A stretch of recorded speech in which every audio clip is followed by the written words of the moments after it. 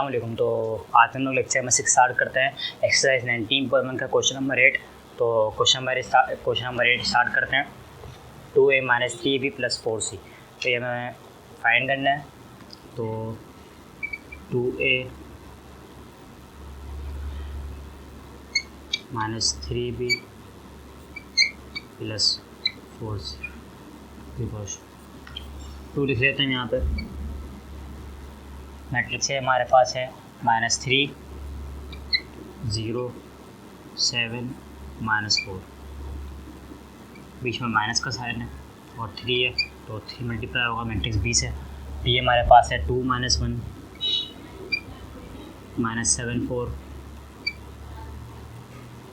पीछे प्लस का साइन आएगा। 4 मल्टीप्लाई होगा मैट्रिक्स सी से। तो सी हमारे पास है 1 0 -2 -4। 2 को इस पूरे मैट्रिक्स से मल्टीप्लाई कर देते हैं। यहाँ पर आ जाएगा इसी को इशू 2 को मैट्रिक्स से मल्टीप्लाई करेंगे तो 3 से मल्टीप्लाई होगा -6 से, तो आ जाएगा -6। 2 0 से होगा तो 0, 2 7 से होगा तो 14, 2 4 से होगा तो -8।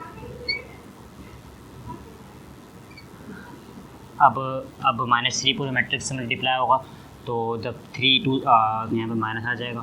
3 जब 2 से मल्टीप्लाई होगा तो 6, 3 जब -1 से मल्टीप्लाई होगा तो -3, 3 7 से मल्टीप्लाई होगा तो 21 -21, 3 4 से मल्टीप्लाई होगा तो 12।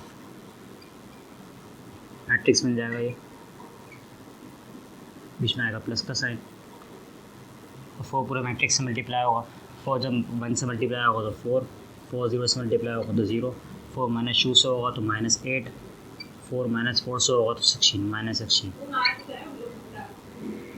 अब जो पहले इन दोनों मैट्रिक्स को माइनस कर लेते हैं, फिर बाद में प्लस कर देंगे। तो -6 और -6 -12 is equal to -12। 0 minus plus हो जाएगा तो 0 + 3 3,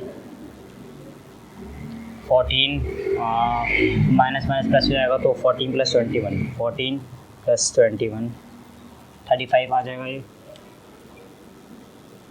और -8 -12 तो 20 -20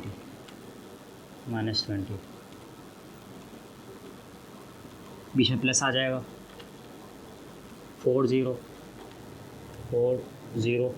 -8 -16 -8 -16। अब इन दोनों मैट्रिक्स को आपस में प्लस कर लेते हैं।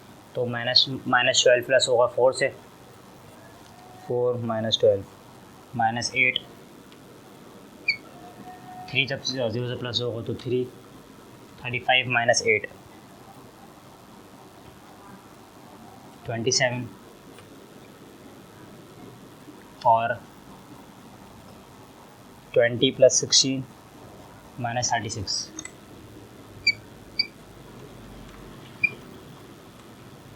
यहाँ पर आंसर होगा।